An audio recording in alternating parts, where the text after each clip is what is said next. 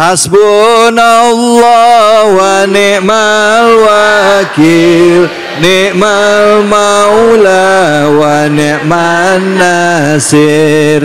Hasbunallah wa ni'mal wakil, ni'mal maula wa ni'man nasir. Hasbunallah wa ni'mal wakil, ni'mal maula wa ni'man nasir. Hasbunallah wa ni'mal wakil, ni'mal maula wa ni'man nasir. Sallu ala Nabi Muhammad.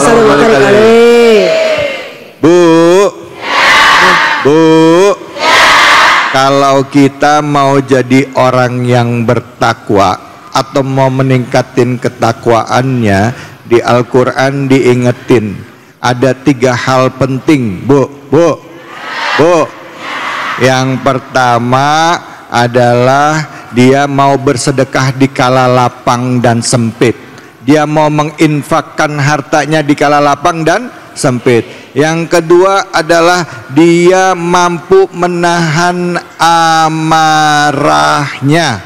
Bu, jangan ngomel-ngomel di rumah ya. Ada yang suka ngomel-ngomel gitu? Lihat suami datang langsung ngomel, ada begitu ada? Mana orangnya? Yang ketiga, Bu, harus mampu memaafkan kesalahan orang lain. Wa'afina anin nas. Bu, ya. Yang mau nanya angkat tangannya. Iya, silahkan Ibu. Ya.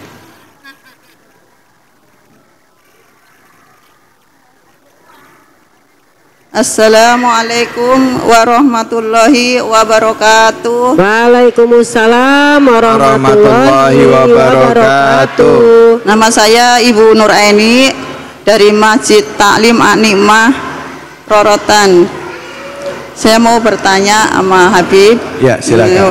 Apakah rasa takut terhadap Allah harus ditumbuhkan atau nanti akan datang seiringnya berjalannya waktu? Ya. Terima kasih Habib. Baik, terima kasih banyak. Ibu namanya siapa tadi? Ibu Nur Aini. Ibu Nur Aini. Ya. Makasih Bu Nur Aini. Silakan Bib.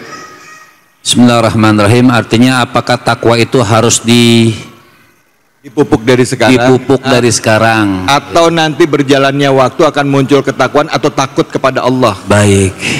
Orang bertakwa kepada Allah Subhanahu wa ta'ala mukallaf itu dari semenjak baligh, yang memang dia sudah bertanggung jawab untuk kewajiban sholat, kewajiban puasa. Apabila wajib untuk zakat, dia wajib mengeluarkan zakat. Itu jadi ketakwaan itu memang dipupuk sejak dia mukallaf. Jadi bukan datang sendirinya. Ada orang dapat nasihat, makanya orang taubat itu nggak boleh ditunda-tunda. Ada seorang Ibn Amr alaihi rahmatullah, dia nasihatin anak muda. Dia katakan, ayo anak muda dekat kepada Allah. Apa jawab anak muda ini? Inni atubullah ghadan ba'dal ghad. Oh, nanti saja. Saya taubat sama Allah nanti saja. Kalau udah umur 25, kalau udah umur 30, kalau sudah umur 40, kalau sudah umur 60. Emang malaikat Idrail datangnya umur 60? Kan nggak begitu ibu-ibu ya. Jadi ketakwaan itu banyak juga anak-anak muda yang dia meninggal dunia dalam keadaan maksiat, lagi narkoba, lagi segala macam. Jadi ketakwaan itu dipupuk dari apa? Semenjak dia mukallaf. Makanya orang tua sebelum ini anak mukallaf diajarin takwa, diajarin sholat. 7 tahun itu diajarin sholat, diajarin berpuasa, ya. 10 tahun itu bahkan sudah diwajibkan, karena dalam batasan orang mukallaf itu ada yang 10 tahun, ada yang 9 tahun. Kalau dia tidak berpuasa dan orang tuanya nggak ngajarin, bukan orang tuanya ngajarin, selama orang tua tidak mengajarin dan anak tidak mulai bertakwa kepada Allah, dosa itu anak orang tua yang tanggung. Tapi selama itu anak sholat, selama orang tua mengajarkan sholat kepada itu anak, dan anak itu tetap tidak mau sholat, orang tua terbebas, tidak mendapatkan dosa dari Allah. Jadi ketakwaan itu sejak dini. Gak bisa dimulai ketakwaan itu umur 25 atau nunggu datang dah dakwa, oh nanti nunggu aja hidayah taufik datang. Gak bisa. Hidayah taufik itu kita kejar, Kita yang ambil hidayah taufik tersebut. Dengan apa kita mengambilnya? Dengan ibadah kepada Allah Subhanahu wa taala. Maka Ibn Amr tadi mengatakan sama anak-anak muda, ini atubullah dan ba'dal ghad. Nanti saja saya bertobat kepada Allah Subhanahu wa taala kalau sudah tua. Ja'ahu malakul maut wa huwa fil ghaflah. Ketika datang malaikat maut menjemput, dia dalam keadaan lalai. Walaupun masih muda, tetap akan mendapatkan azab kubur. Jadi kalau dikatakan dari kapan? Sejak dini dari awal mukallaf itu sudah melakukan ketakwaan kepada Allah Subhanahu wa taala. Baik, alhamdulillah. Terima kasih banyak Habib. Bu. Ya. Jadi orang tua tugasnya adalah mendidik anak-anaknya untuk bisa mengenal Tuhannya, ya, mengenal dirinya, sehingga akhirnya pada saat mukallaf akhir balik dia sudah siap gitu. Makanya pendidikan dini mengenal agama kepada anak itu penting ya Bu ya. Bu, ini baru kali ini Ustaz saya diliatin sama nenek-nenek Bib. Dipelototin aja. Maaf ya Bu, bercanda ya. Mau dijodohin sama siapa?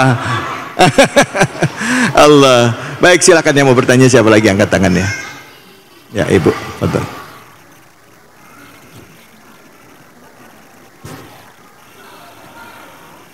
Bismillahirrahmanirrahim. Assalamualaikum warahmatullahi wabarakatuh. Waalaikumsalam warahmatullahi wabarakatuh. Nama saya Siti Halimah Ali dari Majlis Ta'lim Al-Mujahidin. Mohon maaf, izin bertanya Habib. Bagaimana cara melatih diri kita untuk mengingat Allah dikala rutinitas kita yang sangat padat dan sangat melelahkan? Terima kasih, mohon jawaban. Baik, terima kasih banyak Ibu.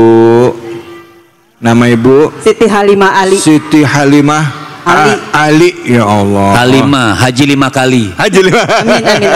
Amin ya Allah. Mungkin pertanyaan ini saya lempar ke Ustazah Lulu, nggak apa-apa ya? Oh, nggak apa-apa. Silakan Ustazah, fadhal Ustazah. Izin Habib, pertanyaannya kita jawab. Terima kasih Bu Halimah. Yes. Jadi, ya seperti biasa ya, biar pada bangun nih di pojok-pojok nih. Cengar-cengir. Buah mangga, buah kedondong. Cakep. Jawab dong. Ya. Jawabnya begini, gimana cara kita melatih diri gitu ya, biar kita tetap di dalam dalam keimanan lah gitu intinya. Gimana kita melatih diri kita seperti itu. Jadi kalau kita ngomongin tadi ayat-ayat Allah tentang ketakwaan, introspeksi diri, biar kita bisa mengingat Allah dalam keadaan capek, dalam keadaan lelah, ya kan? Kan kadang-kadang suka repot ya. Gimana caranya? Kan udah dinyatakan dalam Al-Quran, yang namanya mengingat Allah itu yang pertama adalah ngucap kalimat-kalimat. Nah Ibu sambil nyuci aja bisa nginget Allah, ya kan, dengan niat nyucinya itu lillahi ta'ala. Jangan yang sambil ngomel-ngomel, nyuci lagi ribet. Nah itu kagak jadi zikir, karena zikir adalah mengingat Allah. Allah bidzikrillah tatmainul qulub. Hanya dengan kepada Allah kita mengingat Allah, maka hati jadi tenang.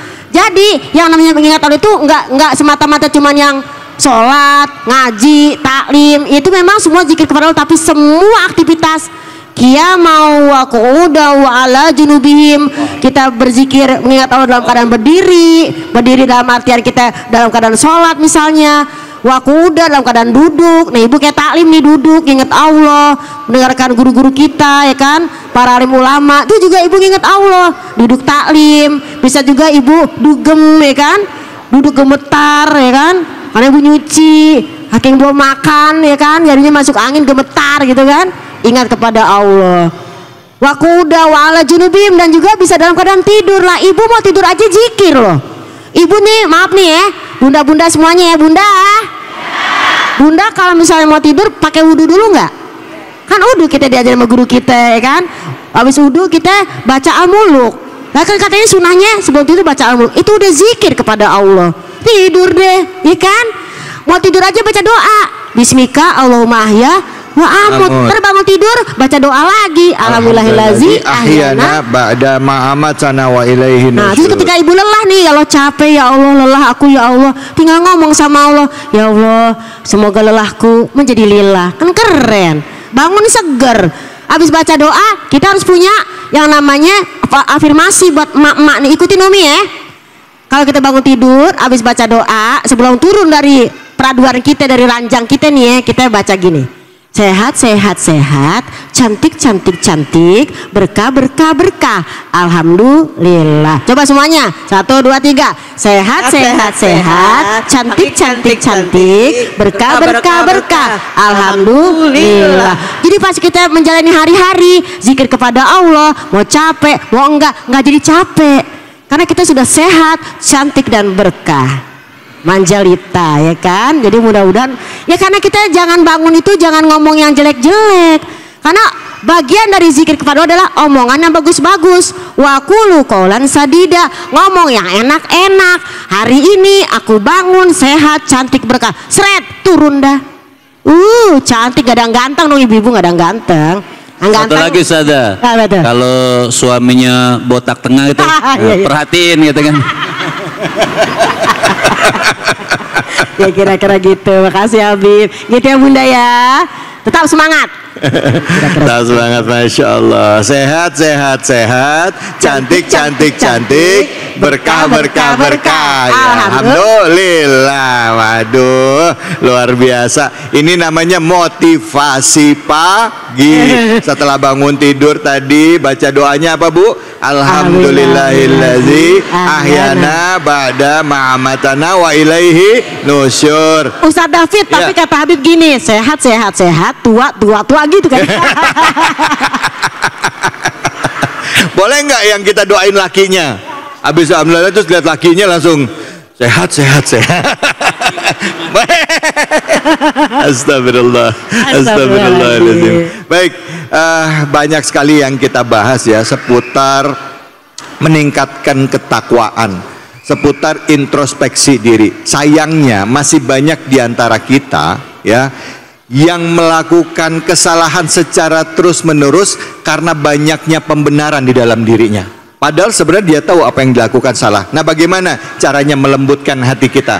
Bagaimana caranya kita supaya kuat untuk menjalankan perintah Allah tanpa khawatir akan urusan dunia dan yakin menggantungkan harapan pada Allah. Hanya di sini di Cahaya Hati kita akan kembali lagi. Tetap di sini di Cahaya Hati Indonesia.